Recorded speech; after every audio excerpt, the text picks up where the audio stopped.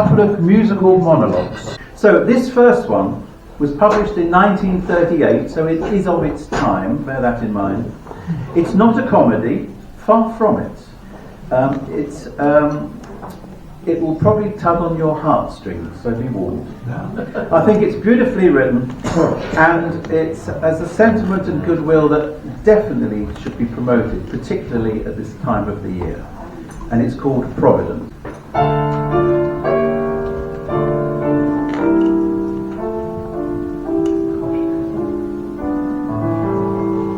Have you ever been broke, just broke to the wide, with just what you stand up in and nothing beside, living on scraps for the best part of the week, when you can get them and nowhere to seek? I've been like that on a cold winter's night, when the streets are deserted with nothing in sight but a slow-moving bobby whose job is to see that the public's protected from fellas like me, who get put inside to answer the court why they're wandering around with no means of support.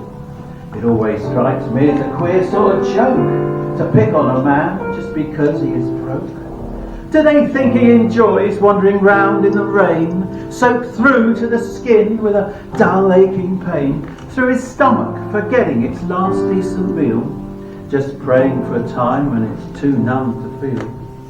Life's not worth much when you get to that state of just waiting to die with nowhere to wait. I remember a time, that's a long while ago, when I stood on a bridge with the river below. The last meal I'd had was 2 days before, and I never expected I'd need any more.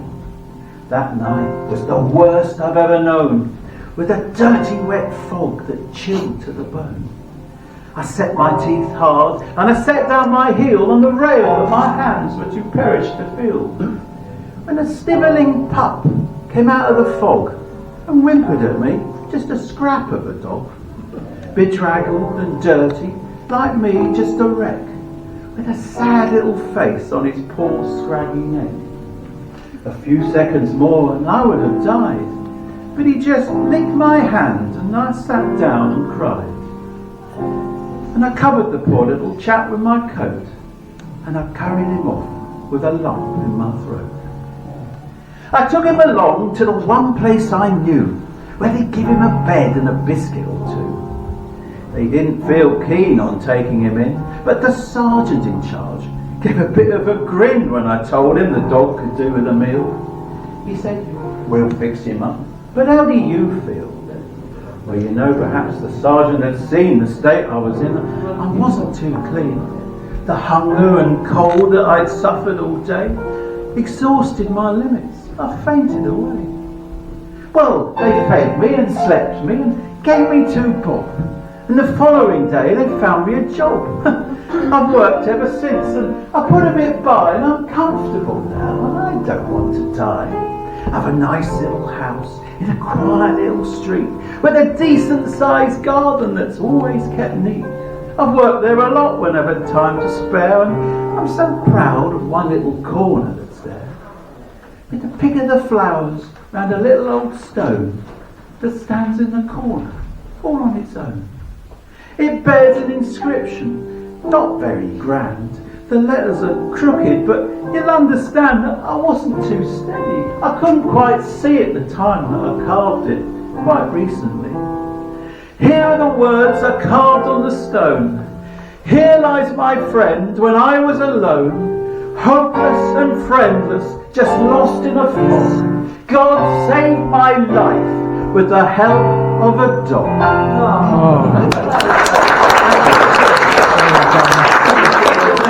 There's a short of introduction. It's another Nosmo King. It dates from 1946, so it's a little bit later, but still of its time.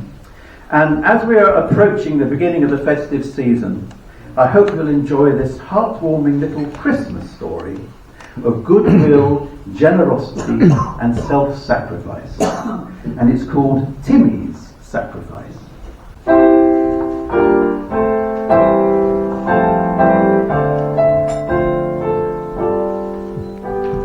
One evening every year, the local mayor was wont to meet the children of the city at their annual Christmas treat. And so that none should hunger at this season of goodwill, the board was spread with Yuletide fare that all might eat their fill. A mighty Christmas tree was placed at one end of the hall, its glittering branches laden down with lovely gifts for all. But with so many guests to satisfy, his worship smiled. There can be but only one gift for every child. So one by one each childish heart was filled with happy joy, and sounds of ooh and ah were heard as each received their toy. One little chap called Tim seemed dazed at this display. 'Twas plain to see that presents very rarely came his way. His clothes, though tidy, bore the mark of many a patched-up tear, sign of a loving widowed mother's never failing care.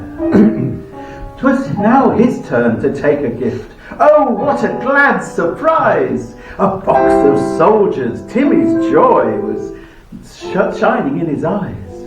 He reached his hands out eagerly, and then we saw him pause. One wistful look, and then he spoke, and oh, the loud guffaws that echoed round the room, as shyly, timidly he said, "Please, sir, I'd like a dolly for a little girl instead." The jeering sniggers of the rest made Timmy blush with shame. "He wants a dolly," someone sneered. Another, "What's her name?" The kindly mayor said, "Oh, but why a doll, my little son? The soldiers for a lad like you are surely much more fun." "It's for my little sister, sir. She's ill, and oh, I know she's longing for a little doll because she told me so. You said one present for each child, and so I'd rather, sir, give back the soldiers, and I'll take a doll instead for her." As Timmy finished speaking, not a single sound was heard. Glances were averted, and many eyes were blurred.